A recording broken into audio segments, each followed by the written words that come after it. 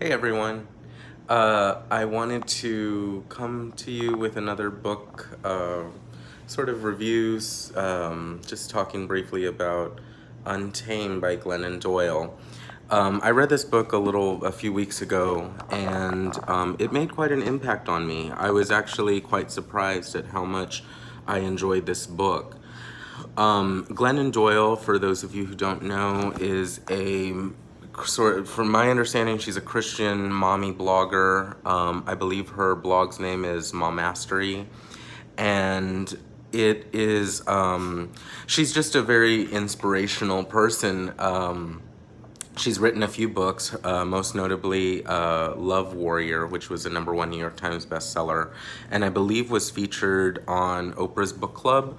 And if it wasn't a selection by Oprah's book club, it was definitely something that Oprah talked about on her platforms. And so she comes to us with another book called Untamed, and it is a memoir of her life. And by the way, I'm sorry again, I still have no tripod, so I'm using my hands to sort of film these videos. So I apologize for the sloppy look of this video. But I just thought I'd make a quick video to talk about this book because I do think this book has the potential to help a lot of people. It has a very empowering message. Essentially, it's a memoir. It's a memoir about Glennon Doyle's a period in her life in which she received some very difficult news. She was told by her husband, with whom she had kids, she had formed a family. She was told that he had been unfaithful for pretty much their entire marriage, and the news was devastating. It was also very confusing because she didn't know quite what she was going to do, whether she wanted to leave him or try and make it work.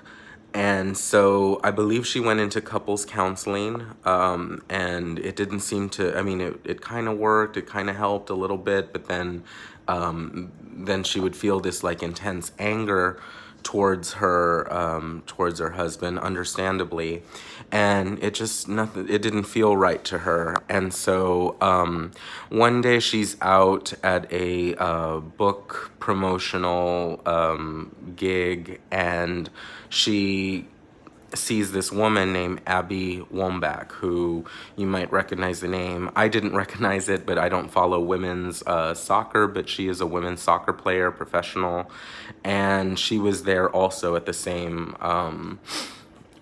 book convention, and she was just struck by her. And essentially, she fell in love with her. She fell in love with a woman. And this both shocked or surprised her and also thrilled her. And she was scared at what it might mean to leave her husband for a woman, and or just to leave her husband, period. Not even essentially just the fact that it was a woman, but just leave her husband, period. What would that do to her kids? So she had all these questions in her mind, and she did it. She left her husband, and now she's married to Abby Wambach. And this book, Untamed, is a memoir sort of talking about that story. But it's so much more than that.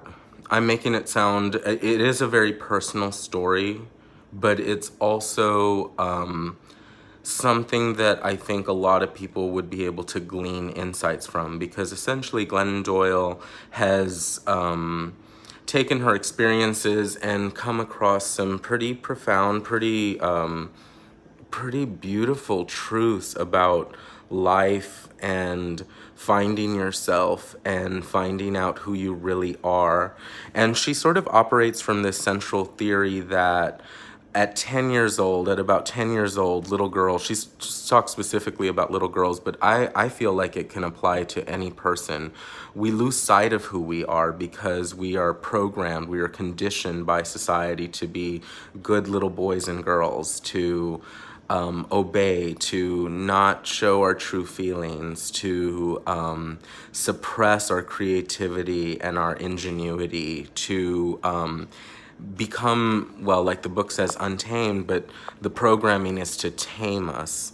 And she has a very cool opening scene where she talks about going to the zoo and seeing the tiger there, and the tiger's in captivity, and the tiger doesn't know it's a tiger, but somewhere deep inside it feels that it is a tiger, and it feels that this is wrong, this captivity is wrong.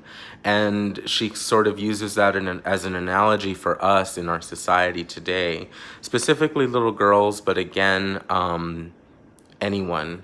I think it applies to everyone. And the book is really about finding yourself and finding out who you really are. And it offers some really amazing insights. I mean, I wish the chapters are not long. Some of them are longer than others, but we're talking about like 2 or 3 pages per chapter. They go really fast. I devoured this book. I thought it was just such a compelling, beautiful read. I can't speak more highly of this.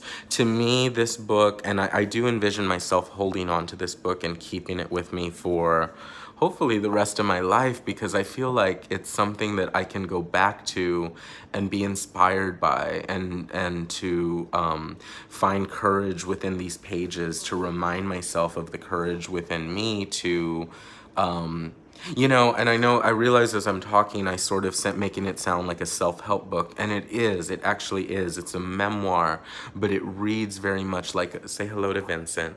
Hi, Vincent. That's my dog, Vincent. But yeah, it reads like a self-help book in certain instances, because she does sort of arrive at these conclusions that I believe are applicable to lots of people. To give you an example of sort of what she's talking about, there's one chapter called, let me see if I can find it here. There's a few things I want to show you. So yeah, let me turn the camera around. So there's a poem in this book called Dropping Keys, and it says, "The small woman builds cages for everyone. She knows, while the sage who has to duck her head when the moon is low keeps dropping keys all night long for the beautiful, rowdy prisoners." But the chapter that I wanted to talk to you about was a chapter called, right here, it's called Gatherings. And in this chapter, she talks about her, she has her son, Chase, and she has her daughter. I don't know her daughter's name, but they're there in her, I'll turn the camera back around, but her son and her daughter are there with their friends. They're watching TV. The boys are on one side, and then the girls are on the other side. And so she comes into the room, and she kind of just wants to check on them, but she needs an excuse. So what she says is anyone hungry? And what happens next, she describes it as sort of happening in slow motion. She says that all of the boys, immediately, without even looking around or doing anything, they immediately just say, "Yes, we're hungry." And, you know, it's a very boy thing to do. It's, "Yes, we're hungry." And so they shout out to her. But what the girls do is really interesting. She says each of the girls diverts her eyes from the television screen and scans the faces of the other girls. Each looks to a friend's face to discover if she herself is hungry. Some kind of telepathy is happening among them.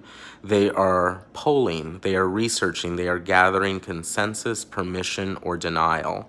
And somehow the collective silently appoints a French braided freckled nose spokesgirl. And she looks away from the faces of her friends and over at me. She smiles politely and says, "We're fine, thank you." And so what this sort of like small little seemingly insignificant incident kind of reveals to her is that that's exactly how it is. That's the conditioning that's at play here. The boys have the conditioning to be able to look inside themselves and say whether or not they're hungry. The girls, on the other hand, have to look outside themselves. They have to give themselves permission from the collective. So she says, "We forgot how to know when we learned how to please. This is why we live hungry." That's just such an interesting anecdote, such a small moment, but she gleans such a powerful and revelatory truth or observation from that incident. And the book is full of that. Every chapter practically has some powerful message like that. And she says that a girl at 10 who can't decide for herself whether or not she's hungry grows into a woman who at 40 has to consult with her friends to find out if this is the right relationship for her. And there's some decisions that we have to make in life that can only come from within. It's not something that you can have a map to navigate. There is no map for our lives. When we're talking about our lives, we are all pioneers, is what she says. And I love that. I think that that's a beautiful way to look at life, and it's also a very empowering way to look at life. So this book, Untamed, I highly recommend it. It's compulsively readable. It took me like 3 days just to get through this book, and that's only because I had to go to work and I had other obligations. Otherwise, I'm sure I could have just sat and read the whole thing straight. It's an easy read in the sense that it flows so beautifully. The writing is very crisp and very clear. But the truths contained within are not simplistic. They aren't easy. They are actually very difficult, very profound truths. And I do believe that this book can help people find, there's a lot of stuff in here that reminds me of a book by Marianne Williamson called A Return to Love. And I've been reading some of Marianne Williamson lately. If you don't know, Marianne Williamson is a spiritual author. She also ran for president recently. She was sort of a long shot candidate, but I believe she had a very, very great message about society, and so some of her earlier work, she's also Oprah's spiritual advisor, but if you look up at some of her earlier work, especially A Return to Love, there's some great truth-telling in that book that is reminiscent of a lot of the messages in here. But this is a feminist work. It is not political, but it is deeply personal, and it I believe it really can help people. So this book has my highest recommendation. I think it's a beautiful book, not just for women, not just for girls, but especially applicable to women and girls, and especially at this time period in our culture. I think it's a very important book.